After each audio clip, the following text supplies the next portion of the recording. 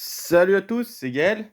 J'espère que vous allez bien. Ça fait longtemps que j'ai pas fait une vidéo et je me suis dit, allez, il est temps que j'en refasse une pour voir un peu. Beaucoup de choses ont changé dans mon parc matériel et vous allez voir, vous allez comprendre et je vais vous expliquer un peu tout ça et pourquoi du comment. Voilà. Donc, on va commencer par ce qui est Taille et Deb. Alors, Taille, avant j'en avais deux, THS 82T, j'en ai revendu un parce que ça suffit. Un. Après, j'ai un grand perche. J'ai un petit perche que j'adore, que je travaille souvent avec. Et surtout, je commence à investir dans du matos à batterie. Donc là, c'est un HSA 86. Et franchement, les gars, une petite bombe. Moi, je kiffe. Je travaille presque plus avec celui-là, avec ma petite perche. Et puis, j'ai un grand perche à batterie. C'est pas mal, ça marche bien.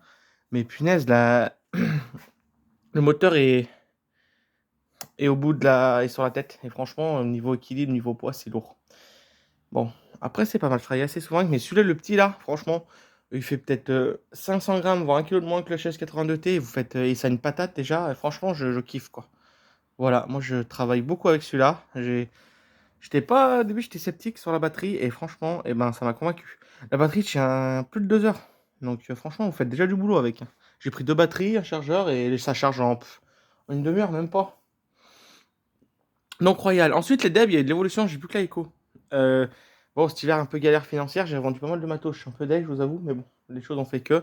Du coup, j'ai plus que l'Echo, mais là, je vais me racheter un petit rotophile, un petit style, un FS70, je pense, parce que j'avais une FS70 à Manche, là, et franchement, je faisais du boulot avec pour les bordures et tout, mais je vais en prendre une à poignée pour les talus, tout ça, parce que nous, on est en Savoie, on a beaucoup de talus, donc voilà. Donc, ça, c'est mes taille-huet. Taille-huet et la Deb. La Deb, bon, c'est bien, mais c'est gros, hein. C'est bien pour faire du gros, pour faire des bordures, ça fait, mais vous faites chier, quoi. Faut mieux un rotophile, il n'y a pas à chier. Voilà. Bon, là, après, c'est tout ce qui est outil à manche. J'en ai un paquet. Il faut que j'arrive à y ranger correctement. Râteau, fourche, pelle, etc. Râteau, quoi. Tout ce qu'il faut pour bosser, hein. Là, ma bétonnière, parce que voilà, moi, il faut savoir que dans mon activité, je fais aussi bien de l'entretien que de la créa. Au début, je voulais pas faire de créa, mais j'ai de plus en plus de demandes et surtout, j'adore, quoi. J'adore la créa parce que bah, t'arrives chez un client, tu fais vivre son jardin, quoi. C'est juste génial. T'arrives, il n'y a rien. Des fois, ça m'arrivait de faire des maisons neuves. T'as la maison posée sur le terrain et t'as rien. Et on a fait la clôture, on a fait les gazons, le massif, machin, les allées devant gravier, etc. On a tout fait, quoi. Et c'est satisfaisant, quoi. Donc voilà. Donc c'est pour ça que j'ai pas mal de matos aussi divers parce que bah, je fais aussi bien de l'entretien que de la création. Donc ma bétonnière, c'est une AI Merlin. Elle va bien. Pour ce que je fais, ça me suffit largement. J'en ai largement assez.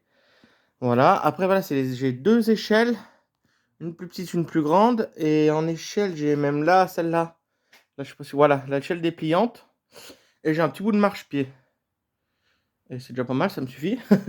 Ça me suffit, voilà. Ça, c'est pas à moi, hein. Ça, j'avais pris un contrat de déneigement sous-traite, donc c'est à eux. Et ça, faut que je les rende bientôt, là.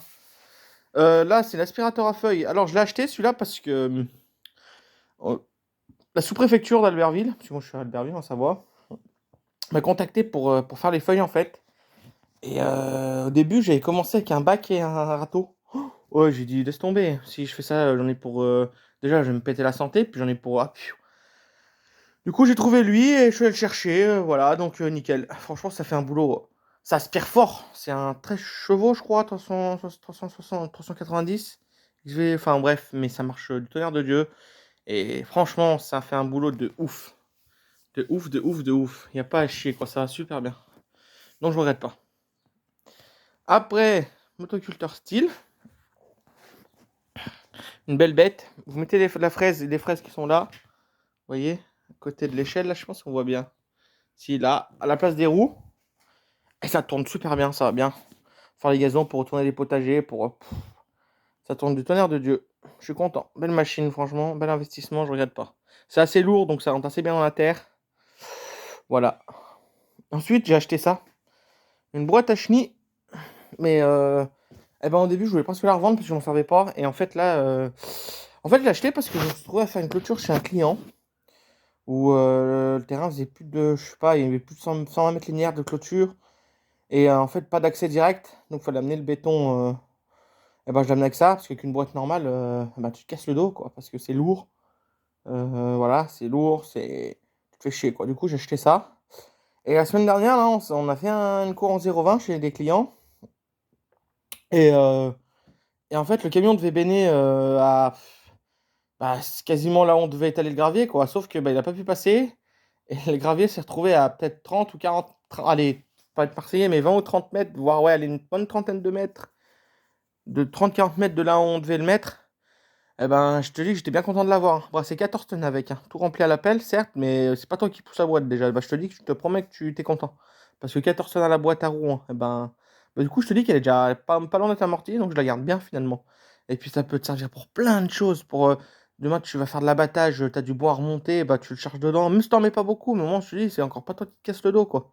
C'est elle qui force, donc franchement, je veux bien la garder celle-là. Surtout qu'elle est payée, pas amortie, mais payée, donc je vais la garder. Franchement, je me dis que maintenant qu'elle est là, bon, c'est pas un truc énorme, mais tu fais déjà du boulot avec, tu vois. Comme je dis, moi j'en ai assez, hein, ça me va déjà pas mal, hein. Franchement, les Zeki, moteur Honda, bon, il faudrait que je fasse une petite révision, une petite vidange, retourner un peu les chenilles, tu vois, des conneries, mais franchement, c'est moteur Honda, ça démarre au quart. Moi, franchement, Honda, j'adore.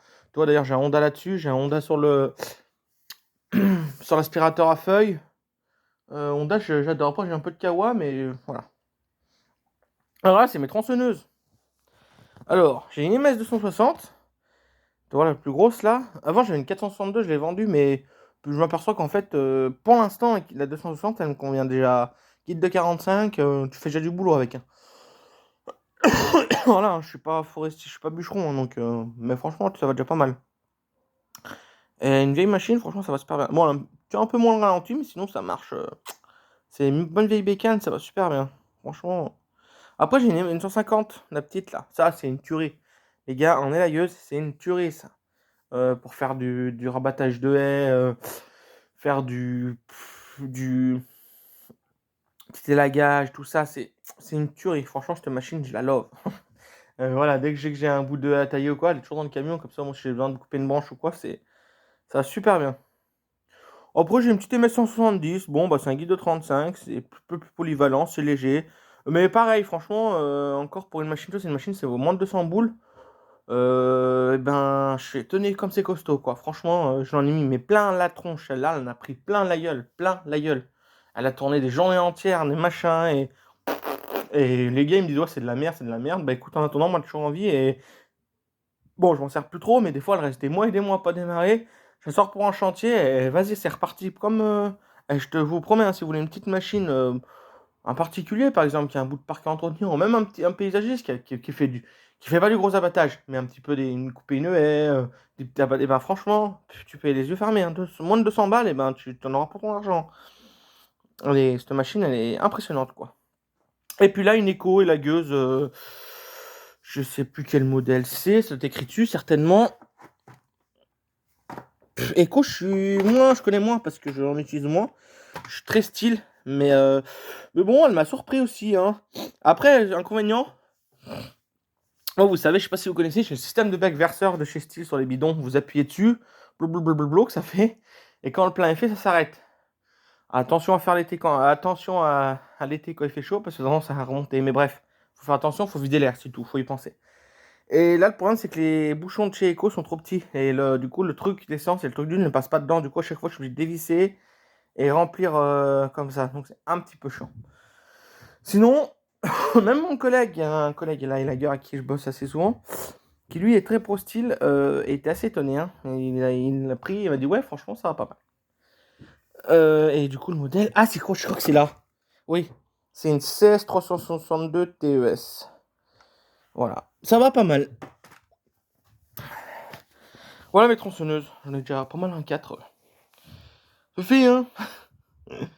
Après, là, il y a mon souffleur. Alors, j'ai un BR700 et j'ai un BR800 aussi qui est en révision. D'ailleurs, je sais pas, il faudrait qu'il m'appelle. Qui m'appelle pour savoir quand il est prêt, sachant que bah, en fait je l'avais acheté neuf et au bout de quelques heures je trouvais qu'il tournait mais il a pas la patate quoi. Le 700 il t'arrache le bras presque, il va super bien. Bon le 800 il n'y a pas cette sensation de pousser le bras mais putain ça envoie. Au début il envoie nickel, je trouve qu'au fur et à mesure bah, je sais pas il avait moins de patate. Alors est-ce que c'est moi, est-ce que je sais pas. Mais bon voilà quoi. Donc là j'ai mon 700 et mon 800 qui est en révision, qui va super bien aussi. Le 700 là faut jamais. Je pense que c'est celui qui va aller en révision parce qu'il commence à avoir quelques années, quelques heures donc. Petite révision, ça lui fera pas de mal. Voilà. Tondeuse. Là, j'ai une Viking. Le modèle, je sais même plus, les NMB 756YS.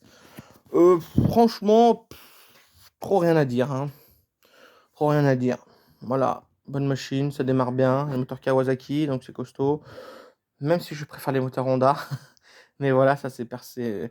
Mais je l'ai acheté parce qu'en fait, maintenant tout ce qui est Viking est passé aux couleurs de style, et alors que c'est exactement la même machine. Du coup, ils faisaient des stockages sur les Vikings. Je crois que c'est une machine qui vaut en 2002, 2003, 9, celle-là, avec l'hydrostatique et tout. Je l'ai eu à 1000, je crois qu'elle était à 1006, 1150, il me semble. Enfin bref, ça faisait une bonne remise, un bon prix, quoi. Du coup, j'en ai profité et voilà, j'ai acheté cette machine neuve. Et je regrette pas, elle va bien. Moi, ça va faire la 4e saison que je l'ai. Ouais. Donc là, je vais faire la vidange, affûter la lame, elle est repartie comme l'an 40, quoi. Voilà, une petite machine. Ma première tondeuse neuve d'ailleurs que j'ai achetée. Souvent, je suis un peu tout. J'avais une Honda HR 214. Je l'ai vendue, j'ai fait l'erreur de ma vie. Elle, cette machine, qu'est-ce qu'elle était bien. Une vieille Honda des années 90, peut-être 95, je sais plus trop. Mais franchement, ça tournait du tonnerre dessus. J'aurais jamais dû la vendre. Enfin bref, maintenant, c'est surtout pour un billet 200 balles, je crois. Enfin bref, des fois, on fait des trucs et puis, ma foi, c'est comme ça. Mais j'aurais jamais dû la vendre. Voilà. Après, il y avait ma grosse Toro en 90 de large. Bon, on marche derrière par contre. Ça fait faire de l'exercice, mais putain, pareil, ça, qu'est-ce que ça va bien. Ça envoie du steak. Moi, j'ai des grandes surfaces à faire. Bon, j'en ai pas beaucoup, mais je crois que j'ai 2 tontes. Et le problème, c'est un tracteur, c'est que je peux pas parce que j'ai une tonte chez une cliente, c'est en pente. Un tracteur, t'as vite fait de te casser la gueule, quoi. Enfin, en pente. Pas en grosse pente, mais par exemple, je pense à Thèves, qui a le Rabbit, des machins comme ça. Je pense que tu vois, ça ferait large, mais bon, après, le Rabbit, c'est un investissement, quoi. C'est un gros investissement, mais bon, pourquoi pas, parce que je pense que tu fais du boulot avec, donc il n'y a pas à chier. Je pense que, comme il dit dans Très bien, tu dois le, tu dois le rentabiliser assez vite, voilà. Après, par contre, faut l'acheter. Et puis, faut le stocker surtout, tu vois. Moi, j'ai un petit garage, j'ai pas trop de place, c'est ça qui est chiant, quoi. Toi, j'ai déjà tout ça qui est blindé, et là, tu vois, j'ai encore les tondeuses, machin. Donc, c'est aussi ça qui est pénible, sans parler de. C'est aussi la place. Voilà, quoi. Donc, mes 2 tondeuses, je vais en acheter une troisième, une petite Honda comme ça. Une petite, parce que finalement, j'ai plus de petites surfaces à faire, entre guillemets. Et vu que là, on est deux, toi, parce que on est souvent deux avec un autre collègue. Et puis, du coup, des fois, tu sais, le rotophile, des tontes, c'est un rectangle, hein. Tu fais un coup de rotophile, t'en as pour aller 15-20 minutes, et encore. Et après, il fait quoi? Celui qui, une fois qu'il a fini le rotophile, bon, il va peut-être souffler s'il y a besoin de souffler. Mais voilà, après, à la limite, il y a une tondeuse, au moins, il peut taquer à ton avec toi et c'est fini plus vite, quoi. Donc, j'ai trouvé une Orec, enfin, avec un moteur Honda à 400 boules. Bon, elle est un petit peu loin, elle a 2 heures de chez moi à aller, 2 heures, 2 heures aller, 2 heures retour, mais bon, elle vaut le coup, quoi. Puis le mec me fait un prix de 50 balles dessus pour la route. Donc, je pense que je risque bien d'aller la chercher, voilà. Voilà mes 2 tondeuses avec lesquelles je fais mes tournées de tonte. Pareil, hein, toujours du matos. Ouais, par contre, voilà, je prends pas du. Quand on est pro, faut prendre du matos pro, hein. Ça sert à rien de prendre des machins, des lunettes. Au début, hein, quand j'ai commencé, j'avais des tailleuses chez les géants, des machins à 100 balles, et il fallait bien que je commence, hein. D'ailleurs, c'est dans mes premières vidéos, vous le voyez, hein, c'était du matos. Je vous dis, un truc de géant, une débroussailleuse de Ryobi, une tondeuse Maculoc, une machin comme ça, des merdes, quoi. Faut bien commencer. Après, j'ai commencé avec ça, hein, et puis maintenant, voilà, maintenant que j'ai investi dans du bon matos, quoi. Et au moins, ça va bien, ça démarre et tu te fais pas chier. Après, là, il y a mes rampes. Les rampes, je crois, font 3 mètres. C'est pour monter Principalement, je les avais acheté pour monter la taureau dans le fourgon. Et puis maintenant, du coup, je m'en sers pour monter la boîte à chenilles, l'autoculteur. Enfin, tu vois, un peu tout, quoi. Ça va bien. Pareil, hein, c'est un investissement, mais bon, je regrette pas. Donc voilà, elles sont là, mes petits cônes de chantier. Et puis là, un peu après tout ce qui est. J'ai un groupe là-dessous. On voit un groupe électrogène, mon épandeur. Pour quand je fais mes gazons. Et là, un petit peu de matos électroportatif. J'ai une petite disqueuse, un perfo, une visseuse, une grosse disqueuse, une circulaire. Voilà, quoi, un peu de quoi bricoler chez les clients pour faire des bouts de terrasse, les clôtures, les machins, tout va bien. Et là, j'ai un petit bout d'échafaudage, un Centaur, qui va, pareil, très léger, très maniable. Le plateau fait 1,50 m de long, un peu court peut-être, mais bon, hein, tu fais pas, tu dois le lever, tu te fais pas chier à le lever, quoi. Voilà, ça va bien. Des fois, je le mets dans le camion quand j'ai pas fini mes chantiers. Je le mets comme ça dans le camion, je le charge et tu te casses pas le dos. Franchement, ça fait au moins 5-6 ans que je l'ai. Oh oui, et il a déjà fait pas mal de chantiers. Il a fait de la peinture aussi un peu. Et voilà, pas mal d'extérieur et tout. Et franchement, nickel, quoi. Bon, d'ailleurs, tu verras, si je peux pas te montrer en détail, mais tu vois les montants, il y en a, ils ont des coups de taillet, ils ont, voilà, bon. Et ben, franchement, c'est une tuerie, hein. Ça vaut bon, ça vaut 300 boules, je crois, 300-400 boules, mais pareil, hein, dans le temps, tu gagnes du temps, tu te fais moins chier à tailler là-dessus que sur un escabeau ou quoi, parce que bah, t'es stable, t'es bien. Et si c'est bien, l'avantage, c'est que si c'est bien plat, goudronneux, machin, ben, tu descends pas du tailleur, le gars il te pousse dedans, et enfin, tu descends pas de l'échafaudage, je veux dire, le gars il te pousse, et mon pauvre, il ramasse derrière toi, tu gagnes un temps formidable, quoi. Franchement, je regrette pas. Je regrette pas. Bon, bah, je crois que. Ah, voilà, après, bah, là, j'ai une circulaire à onglet, parce qu'une fois, je l'avais acheté parce que j'ai fait une clôture en composite et je voulais faire des coupes propres.